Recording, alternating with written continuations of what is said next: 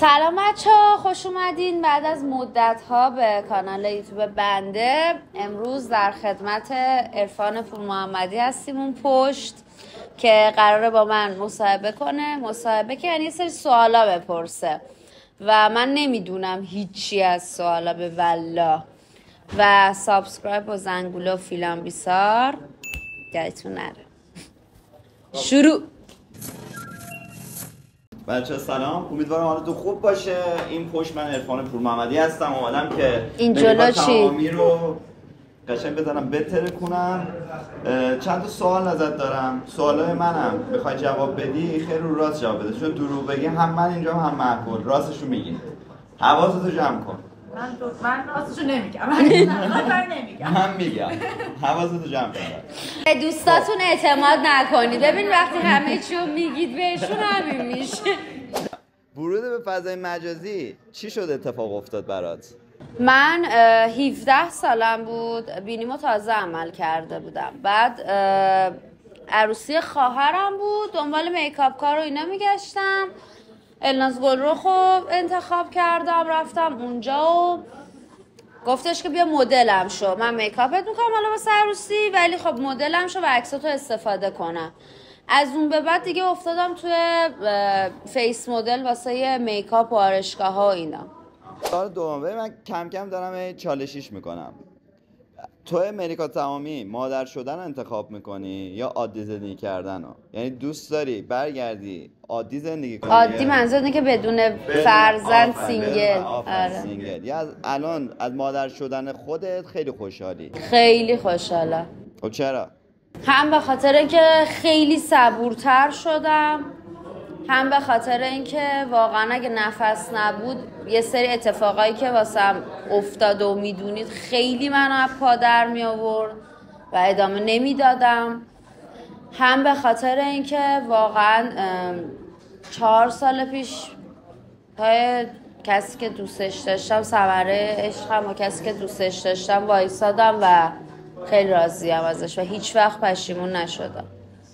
تا حالا از عشقی که به شخصی داشتی پشیمون شدی؟ آره.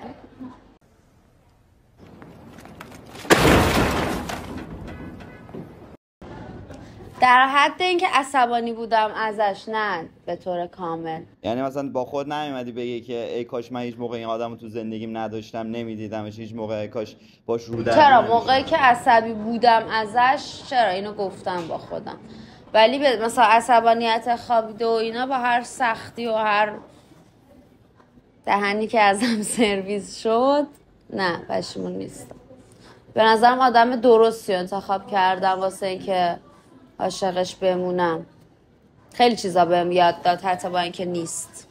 خیلی بزرگم کرد، خیلی موفقیتام به خاطر حرفای اونه، خیلی پیشرفتام به خاطر حرفای اونه.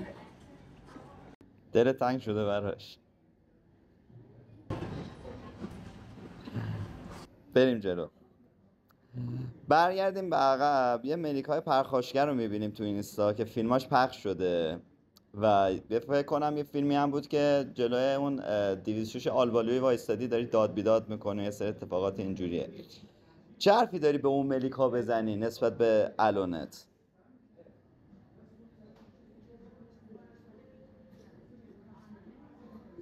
ما هنوز درگیر سوال قبلی.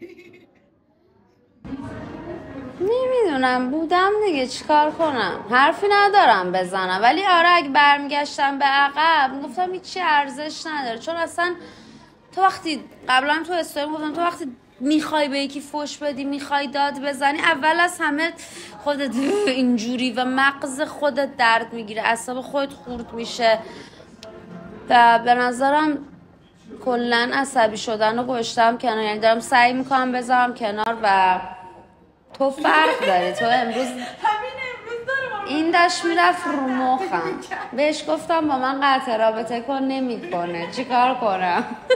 ما داشتیم سر یه کلاهگیس با هم قطع پس برگردی به عقب به اون ملیکا برمیگردی میگه آرام باش. آره ارزش نداره. خیلی مغزمو من به فنا دادم واقعا. مردم اذیت میکردن دیگه به خاطر اون. آره ببین ولی خب مردم همیشه هستن، یعنی اصلا من جدیدنم لایو میذارم فکر کنم آدما اینو فهمیدن واقعا، فوش میدن اینجوری هم. خب من لاغر میشم میگن چرا بابا من اصلا میگیم یه اینفلوئنسر تو اینستا و به قول خیلی ها اینفلوئنسرها هیچ هنری ندارن، اوکی ما اصلا اینو قبول میکنیم. از سوگند خواننده هنرمندتر داریم؟ نه. من دیروز داشتم ویدیوشو میدیدم واقعا می‌خواستم گریه کنم به اون بدبخت. چرا موهاتو رنگ نمی کنی؟ چرا چاق شدی؟ یه اومد گفت آقا من قرص اعصاب میخورم سر فوت مادرم. دیگه فهمیدم واقعا بی خیال، یعنی هر جوری باشید یه حرفی دارن بزنن. آرزوی داری برای زندگی نفس؟ یعنی یا آرزوی تو دلت مونده میخوای واسه نفس برآورده‌اش کنی؟ چه چیزی تو ذهنته در دوربرد میخوای اتفاق بیفته براش؟ خیلی آرزوها دارم ولی کلا من خیلی دوست دارم که نفس سازو یاد بگیره و خیلی پیشرفته ادامه بده. خیلی این چون آرزوی بچگی خودم بود و نفس بیش از اندازه به ساز علاقه داره. یکیش اینه که خب تو اینکه چی کاره بشه و اینا من دخیل نیستم، اون علایق خودشه واقعا.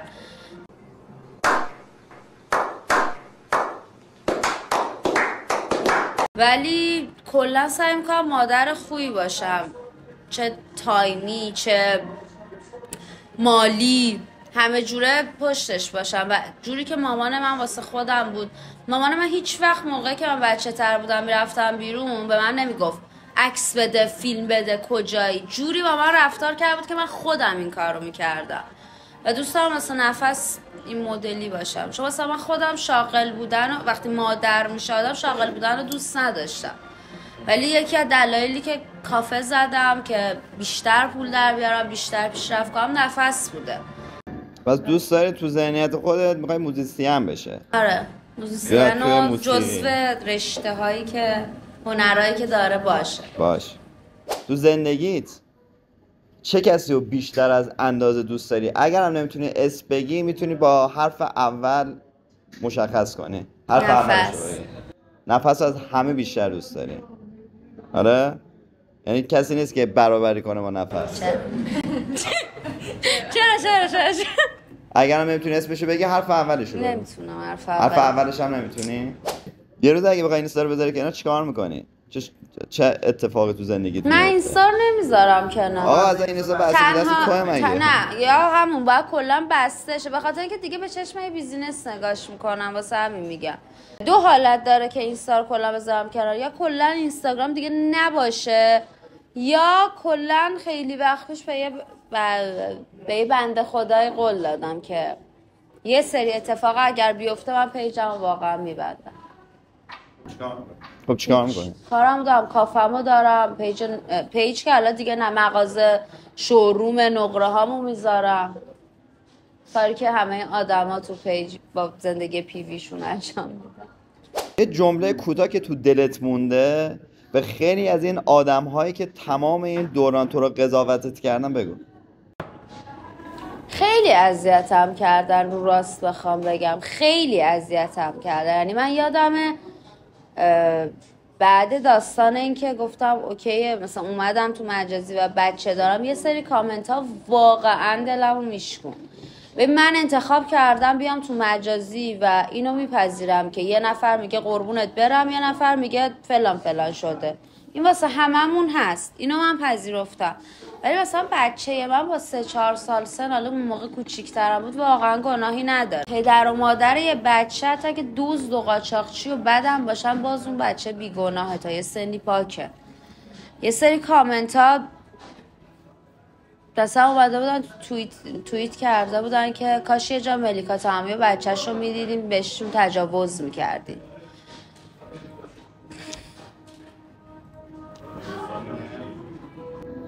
ته نامردی و ته یه حرفیه که میشه زد.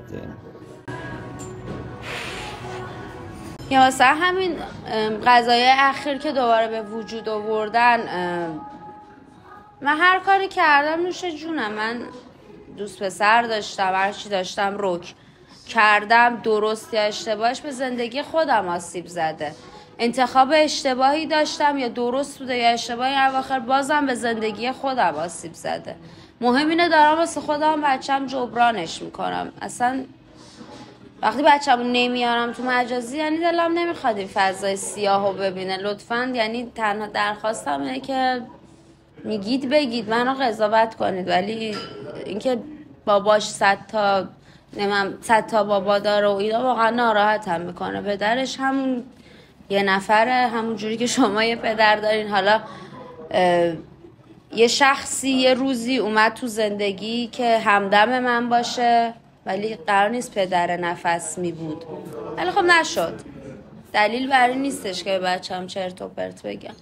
تا حالا شده دلت انقدری بشکنه که از زندگی خسته بشی؟ چیکار کردی اون تایم؟ چجوری خودتو هندل کردی؟ همین چند هفته پیش بود که در جریانید. نه خودم هندل نکردم، بهتر بگم ستایش و محگل بیشتر از همه علیرضا هندلم کردم.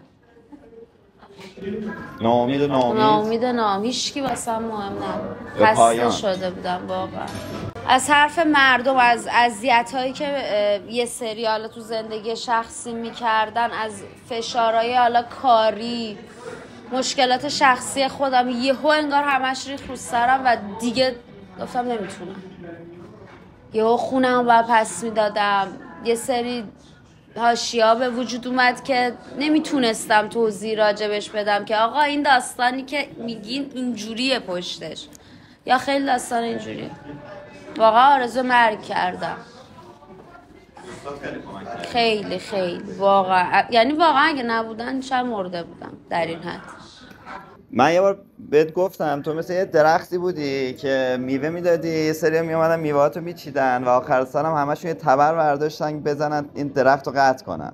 خب و پایان این قضیه هم همون دوستا رفتن پشت سرت گفتن که این حاشیه داره، با حاشیه اومده بالا. من نمیخوام اصلا با مردم، اگر فکر میکنی جمله‌ای هست که به این آدم‌هایی که یه بار تو زندگیت بودن و دیگه الان نیستن بهشون بگی، اون جمله چیه؟ که نمیدونم شاید بخوای بهشون بگی دیگه از اینجا به بعدش من کسی دیگه ایم، شما کسی دیگه این. من یه روزی تمام اون آدما رو خودم انتخاب کردم که تو زندگیم باشن. پارتنرم بوده، رفیقم بوده، هر کی بوده انتخاب خودم بوده و یه روزی باهاشون نون و نمک خوردم. به هر دلیلی، اصلا من آدم بدی بودم و اونا نتونستن با من بسازن، به هر دلیلی نتونستیم ادامه بدیم. از اینجا به بعد گفتم تو پیجم بخشیدم، همتون رو بخشیدم و امیدوارم که کلن اسم منو فراموش کنید. یه خاطره دور بوده ملیکا تمامی براتون و بذارید زندگیمو با بچم ادامه بدم و جوری که خودم میخوام. قرار نیست همه آدم بیان تو زندگی هم دیگه بمونن. راهتون جدا میشه دیگه نمک نشناس بازی در نیارین، رها کنین بره. چرا میگفتم ملیکا حاشیه داره؟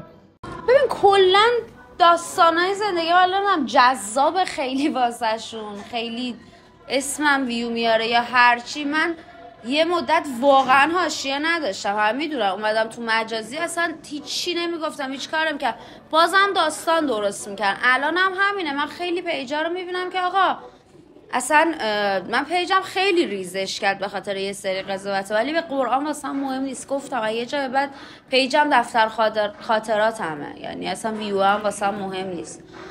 ولی میگم من نشستم و اصلا نمیتونم یه سری چیزا رو توضیح بدم به خاطر اینکه قول دادم از حاشیه خودم بکشم. من بگم دوباره کش پیدا میکنه.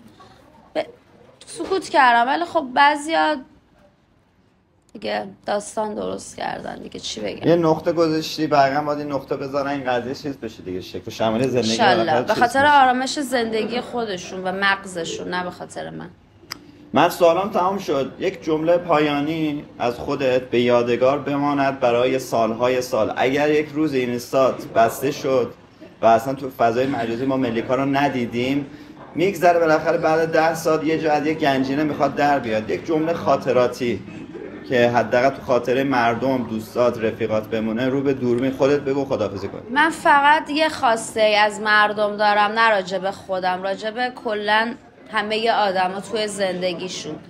لطفاً قبل اینکه حرف بزنید یه جمله به یه شخصی بگید، یه کامنتی بذارید، یه لحظه با خودتون فکر کنید. شاید اون آدم 5 دقیقه قبلش به خودکشی فکر کرده، شاید 5 دقیقه قبلش داشته زار میزده، شاید یه ساعت قبلش با خانواده دعوا شده، شاید یه آسیبی دیده که اصلا تو نمیدونی و یه جمله کوتاه تو میتونه خوردش کنه. همین. ما همون انسانیم واقعا. مرسی. دوستتون دارم. امیدوارم که خوشتون اومده باشه. اگه این سبکی ویدیو دوست داشتین با پیاز جان دوباره یوتیوب بگیرین اشکمونو دراره و یه سری سوالای خیلی حاشیه دار فکر میکنیم تو ذهنتون مونده رو اینجا کامنت آره هر سوالی هست فکر میکنیم میتونیم توی ویدیو ازشون استفاده کنیم کامنت بذارین و همین دیگه. دوستتون دارم. سابسکرایب و اینا یادتون نره، چون یه مدت طولانی فعالیت نداشتم و منتظر ادیتای خوشگلتون هستم. خدافظ.